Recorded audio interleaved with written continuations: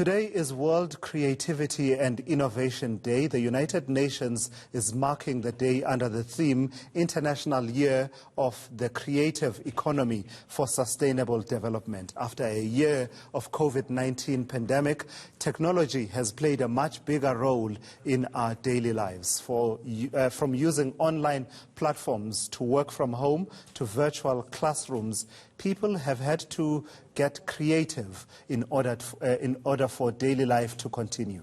And the entertainment industry has not been immune to these changes. How has the creative industry in South Africa innovated to thrive under these tough times?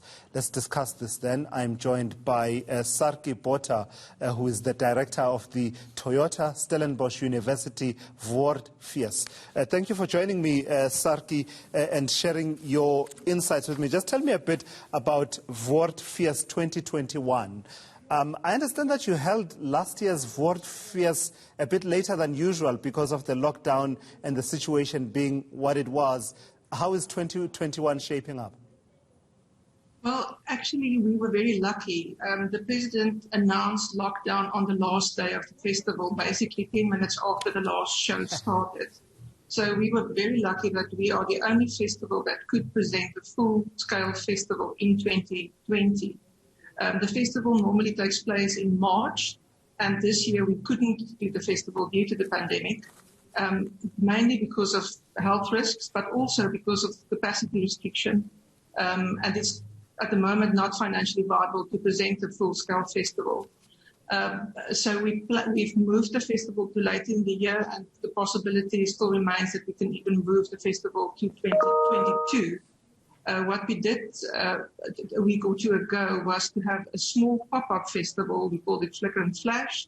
We had presented an artist week and invited 70 artists from all over the country to come to Stellenbosch and for a week participate in workshops, refine their skills, to actually be an artist community for only a week. And then the week of workshops culminated in a small pop-up show in the empty shops in Stellenbosch. Due to the pandemic, unfortunately, there was no students last year, no tourists visiting the town. And we have a lot of open shops, open retail spaces in Centre Town, and we, for a weekend, transformed those spaces into theatres to actually bring audiences and performers together. Some witnessed from pavement, some were present in the small capacity, and it was all free. And I think it was such a big success, we will probably repeat it if we cannot do a festival later this year. You used a word that really struck a chord with me. You talked about it not being financially viable to run a full-scale festival. What do you mean by that? Well, in short, it means that in terms of outdoor performances, currently you can only allow 500 people. So if you have a band like Mikasa, for instance, it's impossible to pay their fees, let alone and they're not overly expensive, but let alone the infrastructure that you need to present a full large-scale music concert. For indoor venues, currently the limit is 250, but there's also social distances practices that you need to follow. For instance, our big theatre that normally can accommodate 324 people can only now accommodate 49 people, which means that we need to charge ticket prices in around about 990 rand to get the same type of income that we used to get. And it's just not feasible. Then it's cheaper not to present the festival. But we do, however, have an obligation to our artist community to create some form of a platform for them to work and to earn an income. We've just had a discussion about unemployment and increases. Our arts industry in South Africa is mainly a freelance environment. So there's really no buffer when we have a pandemic, when we have a kind of a global crisis like we're currently experiencing, and it doesn't help that unfortunately there's very little governance and quality leadership in the arts environment in South Africa. So as it stands now, Saartjie, the thinking is around staging it a bit later than usual in the year. but also the possibility that you could shift it to 2022, if the situation doesn't improve around the pandemic and vaccinations, etc. Talk to me then about innovation going forward, because one gets a sense that even when you stage it again, whether be it later this year or next year, there's going to have to be some kind of innovation, a great deal of innovation and a change in the way of doing things. Yeah. Our arts industry never had a lot of money, so we always had to be clever in the way that we utilize the funds that we do have access to. But this will now need to go to the extreme. Live performance doesn't translate that well to screen. You need to adapt, and then you contract, and then it will work better. But you cannot put the camera down and say artists must perform and just have two angles.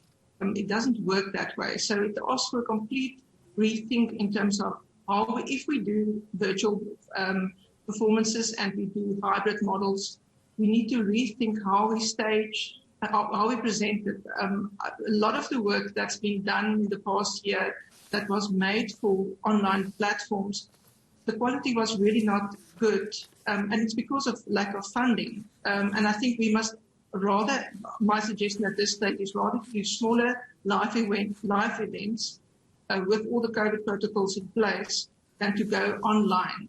Online is not in my opinion, not the solution to live performance. Current dilemma of not being able to utilize theatre spaces. But we can utilize other spaces. And I think what we've learned in the past weekend is that you can do a wonderful theatre performance on a lawn. You can do it in an empty retail space in a mall. And audiences are definitely open to experience, to explore new spaces. And the wonderful thing of live performance is that there's a connection between artist and audience, and then in that connection, there's energy. And what we currently are in desperate need of is energy. Our whole industry is kind of depleted because we don't see any solution. There's no clear leadership, and the disaster funding that was kind of supposed to reach artists simply haven't done that. So we need to have small, innovative ways to go forward. Saartjie Botha, who is the director of the Toyota Stellenbosch University Woordfees. Thank you there for your insights, raising a very important issue there, and also talking about the, her thinking around the difference between smaller, light events with protocols observed around COVID-19 versus online events. Her argument being that live performances don't generally tend to translate well when it comes to online performances.